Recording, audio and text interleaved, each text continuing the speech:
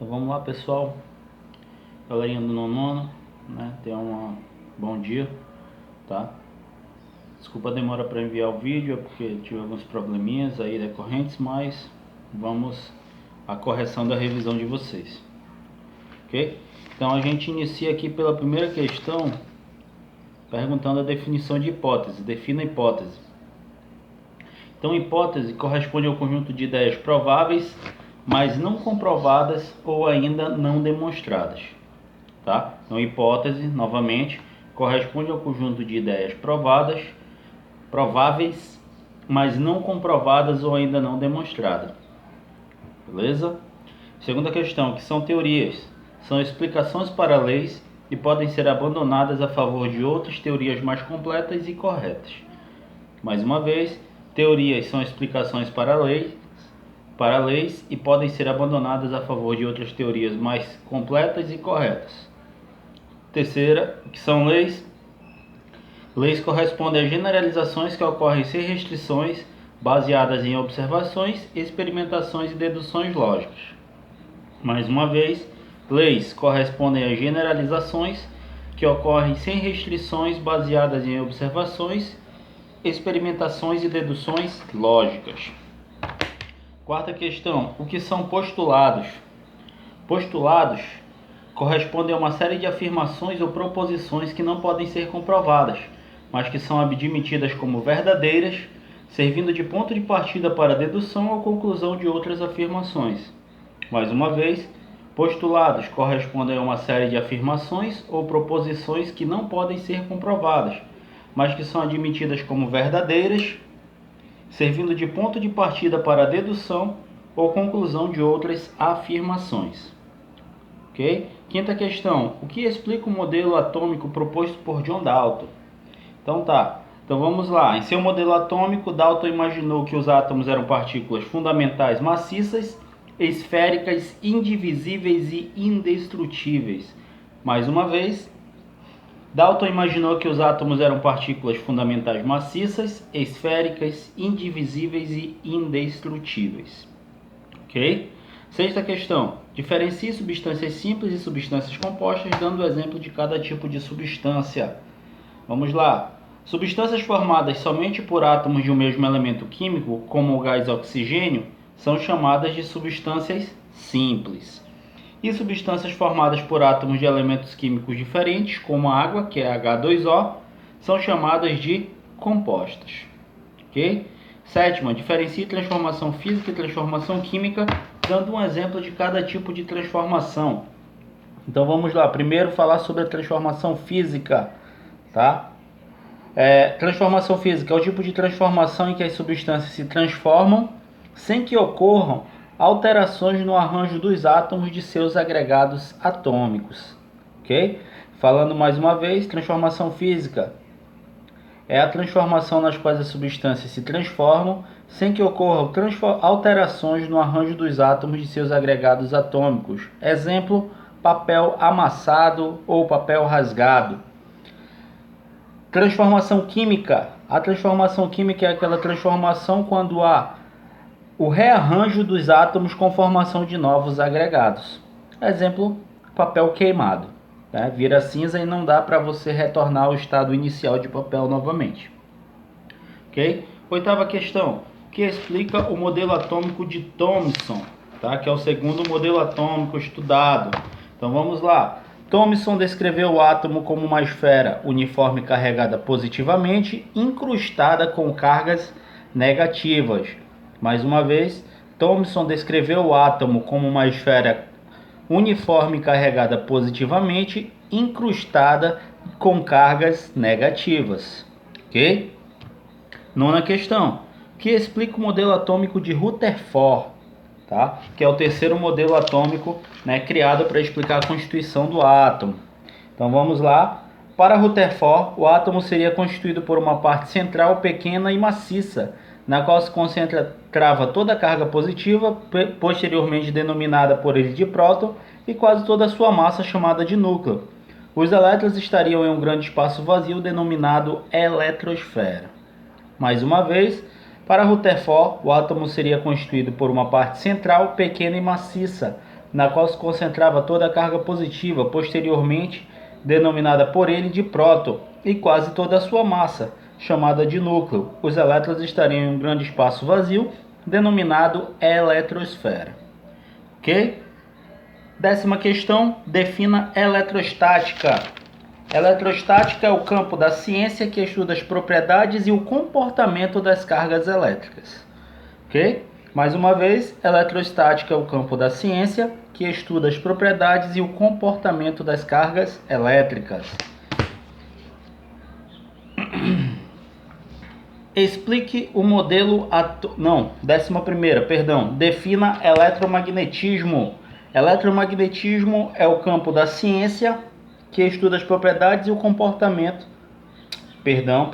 Vamos lá. 11ª, defina eletromagnetismo. Eletromagnetismo é o campo da ciência que estuda a relação entre eletricidade e magnetismo. Mais uma vez, eletromagnetismo é o campo da ciência que estuda a relação entre eletricidade e magnetismo. Tá? Agora, 12ª. Explique o modelo atômico de Rutherford Bohr. Tá? Então vamos lá. O modelo de Rutherford Bohr diz que o átomo ele é formado por duas regiões. Um núcleo pequeno que compreende toda a carga positiva e praticamente toda a massa do átomo, e uma região ao redor do núcleo que é principalmente um espaço vazio onde estão distribuídos os elétrons. Mais uma vez, segundo o modelo de Rutherford Bohr, o átomo é formado por duas regiões. Um núcleo pequeno que compreende toda a carga positiva e praticamente toda a massa do átomo, e uma região ao redor do núcleo que é principalmente um espaço vazio onde estão distribuídos os elétrons. Ok? 13ª questão. Quais as partículas subatômicas e quais as suas respectivas cargas? As partículas atômicas são os prótons, os elétrons e os nêutrons. Os prótons possuem carga positiva, os elétrons possuem carga negativa e os nêutrons são partículas sem carga. Ok? 14ª questão, qual é o número atômico e o número de massa dos seguintes átomos? Bom, para responder essa questão, pessoal, vocês precisarão da tabela periódica. Lembrando que na aula anterior eu já falei para vocês que o número atômico de um átomo ele fica em cima do elemento. Na aula anterior eu falei para vocês que o número de massa ele fica em cima, na parte de cima do elemento químico, e o número atômico fica na parte de baixo, tá? Então vamos lá. O primeiro elemento aqui que nós temos para descobrir o número atômico e o número de massa é o crômio, tá? Então o crômio ele é simbolizado pelo símbolo Cr, tá aqui, crômio, ok, Cr, e o número atômico dele é 24, fica embaixo, e o número de massa é 52, ok? Segundo átomo para nós descobrirmos o número atômico e o número de massa é o molibdênio, tá? Molibdênio ele é simbolizado pelo símbolo MO, tá? Só um minutinho aqui para mim achar o átomo de molibdênio. Cadê?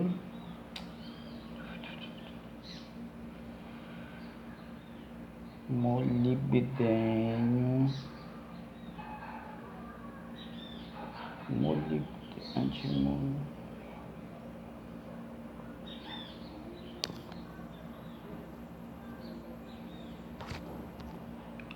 Bom, pessoal, então tá aqui, ó, o átomo de molibdênio, tá?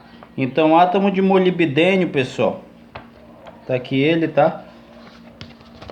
Mais uma vez mostrar aqui para vocês. MO. Cadê? Aqui, tá? E ele tem 96 de número de massa e 42 de número atômico, ok? Terceiro átomo é o átomo de manganês, simbolizado pela letra Mn, tá? E aí ele vai ter 25 de número atômico e 54,9 de número de massa. E o último átomo, ele é o átomo de sério, que se encontra aqui na série dos lantanoides, tá? E esse átomo de sério, ele vai ter 58 de número atômico e 140,1 de número de massa, ok? Então o número de massa sempre fica acima do átomo e o número atômico sempre fica embaixo, tá? Na descrição atômica, ok? 15ª questão, quantas camadas eletrônicas existem na distribuição eletrônica? Quais são elas? Então são 7 camadas, sendo elas camada K, L, M, N, O, P e Q. K, L, M, N, O, P e Q. 7 camadas eletrônicas. 16ª, qual é a camada de valência e os elétrons de valência dos seguintes átomos? Pessoal, isso eu já falei também na aula anterior sobre camada de valência e elétrons de valência, tá? Então o primeiro átomo que eu botei aí na 16ª questão é o CF, que é o califórnio, tá? Se vocês perceberem, pessoal, aqui ó, do ladinho do elemento, tá? Cadê? Aqui ó, CF, califórnio. Se vocês perceberem aqui do ladinho, ó, tem esses númerozinhos aqui, ó. Isso está dizendo a distribuição eletrônica do sério. Então, qual é a camada de valência do sério? Do califórnio. Então, eu vou olhar aqui, ó. K, L, M, N, O, P e Q. Então, a camada de valência, que é a última camada onde os elétrons se encontram, é a camada Q. E os elétrons de valência são 2 elétrons, porque são os elétrons que se encontram na última camada, tá? O átomo agora é o xenônio, que se encontra aqui nos gases nobres, tá? Então ele vai possuir, ó, KLMNO. Então a camada de valência é a camada O e os elétrons de valência são 8 elétrons na última camada. Próximo átomo é o átomo de bromo, tá? Que se encontra aqui, ó, bromo. Então na distribuição eletrônica KLMN, então a camada de valência é a camada N e os elétrons de valência são 7 elétrons. E o último átomo é o átomo de iodo, simbolizado pela letra I. Então vou ter KLMNO, tá? Então a camada de valência é a camada O e ele também vai possuir 7 elétrons na sua última camada, ok? Então a camada de valência é só você saber qual é a última camada do átomo. E os elétrons de valência é você saber quantos elétrons tem nessa última camada, ok? Então essa é a diferença entre camada de valência e elétrons de valência. 17ª questão, diferencie isótopos, isóbaros e isótonos e dê um exemplo para cada um deles. Então vamos lá, primeira designação de isótopos.